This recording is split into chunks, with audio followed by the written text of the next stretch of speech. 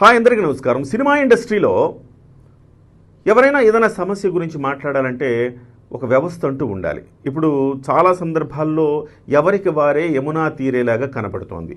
తెలంగాణలో ఎవరైనా ప్రభుత్వంతో చర్చలు జరపాలంటే ఎఫ్డీసీ చైర్మన్గా దిల్ రాజు గారిని చేసేశారు. సో మరి ఆంధ్రప్రదేశ్లో ఎఫ్డీసీ చైర్మన్ ఎవరు?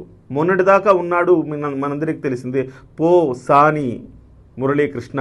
మొన్నటి వరకు ఆయన ఎఫ్డీసీ చైర్మన్గా ఉన్న సంగతి మనందరికీ తెలిసిందే. అంటే క్యారెక్టర్ లేని వాళ్ళందరినీ కూడా క్యారెక్టర్ లేని వాళ్లకు ఎఫ్డీసీ చైర్మన్ లాంటి పదవులు కట్టబెట్టడం ఒక జగన్ చరిత్రలో సహజంగా జరిగే పరిణామం అది.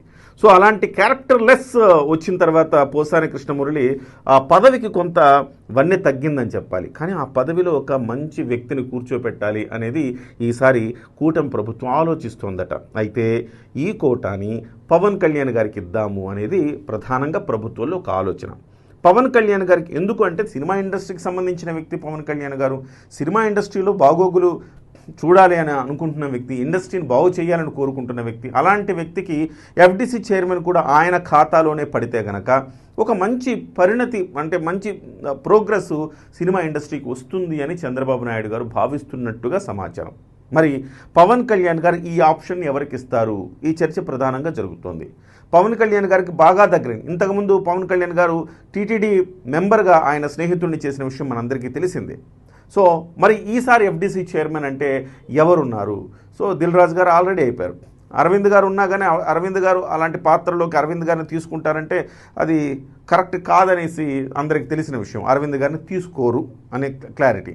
మరి ఎవరిని తీసుకుంటారు? ఆ నలుగురిని అయితే తీసుకోరు. మరి ఆ నలుగురు కాక అందరివాడు ఎవరు అనే చర్చ ప్రధానంగా మొదలైంది. సో ఈ చర్చలో వస్తున్న పేరు ఏమంటే ఏఎం రత్నం అంటున్నారు. ఒక మేకప్ మెన్గా తన జీవితాన్ని ప్రారంభించి ఇవాళ పాన్ ఇండియా సినిమాలు తీసిన నిర్మాతగా దాదాపు 14 సినిమాలు తీశారు. చరిత్ర సృష్టించిన సినిమాలు తీశారు. ఆయన ఒక మేకప్ మెన్ స్థాయి నుంచి దర్శకుడిగా ఎదిగాడు, నిర్మాతగా ఎదిగారు. ఆయన ఇద్దరు పిల్లలను కూడా ఒక పిల్లాడేమో ఒక జ్యోతికృష్ణనేమో దర్శకుడిగా, రవికృష్ణనేమో నటుడిగా తీర్చిదిద్దారు. స్వయంగా ఆయన పాటల రచయితగా ఉన్నారు. బహుముఖ ప్రజ్ఞావంతుడు ఏఎం రత్నం అని చెప్పాలి. సో నిగర్వి, అలాగే అందరికీ అందుబాటులో ఉండే వ్యక్తి, ఎస్పెషల్లీ పవన్ కళ్యాణ్ గారితో అనుబంధం ఉన్న వ్యక్తి. పవన్ కళ్యాణ్ గారితో 2 సినిమాలు తీశారు ఆయన. ఒక బంగారం అనే సినిమా తీశారు, అంతకుముందు ఖుషి అనే సినిమా కూడా తీశారు.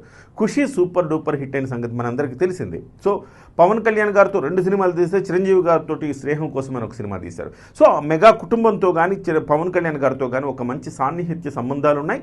So at the same time ఆయన రాయలసీమ ప్రాంతానికి చెందినవారు కావడంతో సో కోటా పరంగా కూడా ఎక్కువగా సినిమా ఇండస్ట్రీకి అంతా కూడా గోదావరి జిల్లా నుంచి ఎక్కువగా వస్తూ ఉంటారు. అలా కాకుండా ఈసారి రాయలసీమ చెందిన వ్యక్తికి ఎఫ్డీసీ చైర్మన్గా ఇస్తే బాగుంటుంది. అది కూడా పవన్ కళ్యాణ్ గారి కోటాలో. At the same time AM Ratnam లాంటి నిర్మాతకి ఇస్తే బాగుంటుంది. ఆయనైతే అన్ని చక్క పెట్టగలడు, ప్రభుత్వంతో చక్కగా సమన్వయం చేసుకోగలడు అన్న మాటలు వినపడుతున్నాయి. ఎస్పెషల్లీ పవన్ కళ్యాణ్ గారికి ఒక చిన్న విషయంలో ఒక రత్నం గారి పట్ల ఒక కన్సర్న్ కూడా ఉందని చెప్పాలి. ఎందుకంటే ఆయన ప్రజల మనిషి, ప్రజల కోసం తప్పించే మనిషి. షూటింగ్లు అవన్నీ కూడా ఏది అవసరమైన ప్రజల కోసం ముందు షూటింగ్ క్యాన్సిల్ చేస్తారు. ఆ రకంగా షూటింగ్లు క్యాన్సిల్ చేయడం కావచ్చు, రకరకాల కారణాలతోటి హరిహర వీరమల్లు అనుకున్న సమయం కంటే చాలాసార్లు వాయిదా పడుతూ వచ్చింది. మరి ఈ నేపథ్యంలో ఆయన కూడా కొంత నష్టపోయే పరిస్థితి కూడా ఉంది. అలా కాకుండా ఆయన దగ్గరుండి మైత్రి మూవీ మేకర్స్ని, అలాగే నాగవంశీ, సితార ఎంటర్టైన్మెంట్స్ని కూడా డిస్ట్రిబ్యూటర్లుగా కూడా ఆయనకి జత చేసి ఆయన్ని కాస్త బలోపేతం చేశారు పవన్ కళ్యాణ్ గారు. అట్ ద సేమ్ టైం ఆయన చేసిన త్యాగానికి ఆయనకు ఎఫ్డీసీ చైర్మన్గా ఇచ్చి గౌరవించాలని కూడా నిర్ణయించినట్టుగా సమాచారం అందుతోంది. మరి ఎంతవరకు వాస్తవం, ఇది అధికారికంగా ఎప్పుడు ప్రకటిస్తారనేది ఇంకా స్పష్టత లేకపోయినప్పటికీ ఒక పేరు అయితే ఆయన పేరు బాగా చర్చలో ఉందని చెప్తున్నారు. ఖచ్చితంగా ఆయన పేరు ప్రకటించే అవకాశం ఉందని కూడా అంటున్నారు.